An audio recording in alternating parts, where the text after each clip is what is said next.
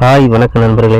இன்னைக்கு என்ன கதைனா, நமக்கு திசைவழின்னு 8 மணில ஒரு முக்கியமான வேலை இருந்தது. சரி என்னடா பண்ண, போனால் ரொம்ப தூரம் பைக்கில் தான் போகணும். சரி பைக்கில் போனால் நமக்கு உடம்பு அசதியாயிருன்னு சொல்லிட்டு நம்ம ஊரில் ஒரு சொந்தக்கார் ஒரு பையன் வச்சுருக்கான். அவனையும் அவங்க அந்த காரையும் கூட்டாச்சு. சரி 2 பேரும் சேர்ந்து வந்தாச்சு. வந்ததும் ஃபஸ்ட்டு ஊர்லேருந்து கிளம்பிலாம் வண்டி சரியான ஸ்பீடு, நம்ம ஸ்பீடு நல்ல வெயில் பார்த்துருக்கோம். வெயில் இருந்தாலும் சரி காரை ஒதுக்கி விட்டு தம்பி அப்படின்னு சொல்லி ஒதுக்கி விட்டாச்சு. பிறகு நமக்கு முக்கியமான நபர் திருநெல்வேலியிலேருந்து வராரு பைக்கில். அவர் வந்தால் தான் நம்ம கதை சக்ஸஸ் ஆகும். அதனால அவருக்காண்டி வெயிட் பண்ணி கிடந்தோம். கொஞ்சம் நேரம் வெயிட் பண்ணிட்டு ரிட்டன் அவர் ஸ்பாட்டுக்கு வந்தாச்சு.